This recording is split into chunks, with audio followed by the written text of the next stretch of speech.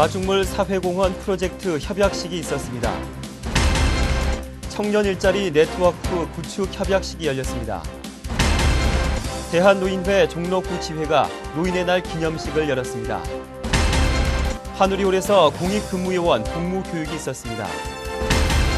저소득 가정의 아동을 돕는 사랑의 쌀 전달식이 있었습니다. 삼청동 일대에서 삼청로 문화축제가 열렸습니다. 삼청공원에서 제4회 자연보호 사생대회가 열렸습니다. 시청자 여러분 안녕하십니까? 종로 주간 뉴스입니다. 첫 소식입니다. 지난 27일 기획상황실에서 마중물 사회공헌 프로젝트 협약식이 있었습니다.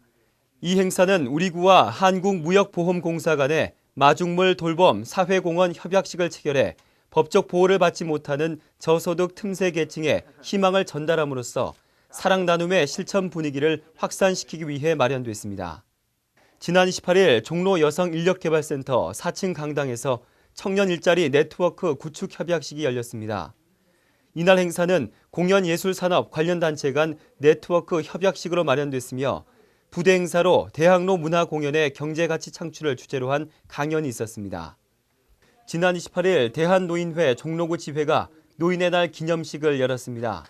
AW 컨벤션 센터 오키드홀에서 열린 이날 행사에는 각 경로당 회장, 지회 임원진, 연합회 임직원 등 120여 명이 참여했으며 노인 강령 낭독과 노인복지 기여자, 그리고 효행자 표창 등의 행사가 1시간가량 이어졌습니다. 지난 28일 하누리홀에서 공익근무요원 복무교육이 있었습니다. 공익근무요원의 올바른 복무를 위해 마련된 이날 교육에는 공익근무요원 110명과 부서 담당자 45명이 참여했습니다. 지난 28일 종로구청 광장에서 저소득 가정 아동 돕기 사랑의 쌀 전달식이 열렸습니다. 이날 행사에서는 KT 국제통신센터 직원들의 모금 활동으로 마련된 쌀 20kg 70포가 저소득 가정 아동 돕기 성품으로 기탁됐습니다. 지난 29일과 30일 삼청동 일대에서 삼청로 문화축제가 열렸습니다.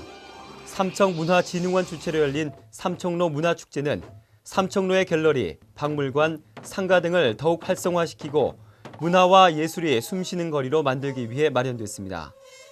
지난 29일 삼청공원에서 제4회 자연보호 사생대회가 열렸습니다. 이날 행사는 어린이들에게 자연 환경의 소중함을 일깨워주기 위해 마련됐으며 관내 어린이집과 유치원, 초등학생과 학부모 등 400여 명이 참여했습니다.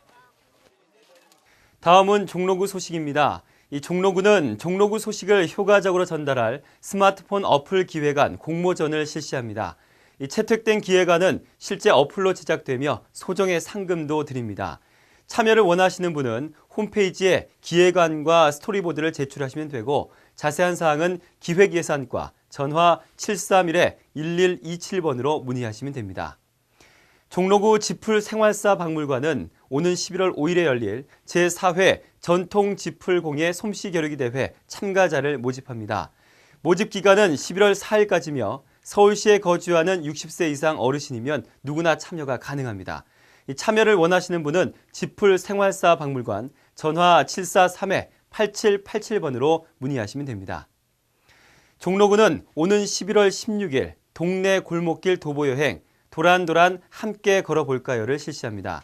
이 청운효자동 걷기여행 코스를 함께 걸어보는 이번 행사는 이 걷기를 좋아하는 분은 누구든지 참여가 가능하며 선착순 30명에 한해 모집합니다. 이 참여를 원하시는 분은 관광산업과 전화 731-0609번으로 문의하시면 됩니다. 오는 11월 15일 오후 2시부터 민방공 실제 시민 대피 훈련을 실시합니다. 이 훈련은 북한의 연평도 포격 도발과 같은 실제 상황에 효과적으로 대처하기 위해 마련됐으며 주민 여러분께서는 국가재난정보센터나 동주민센터 홈페이지에 고지된 대피 장소로 이동하시면 됩니다. 이 국가 위기에 대처하기 위한 시민 대피 훈련에 국민 여러분의 적극적인 동참 부탁드립니다. 종로 주간 뉴스 마칩니다. 시청해주신 여러분 고맙습니다.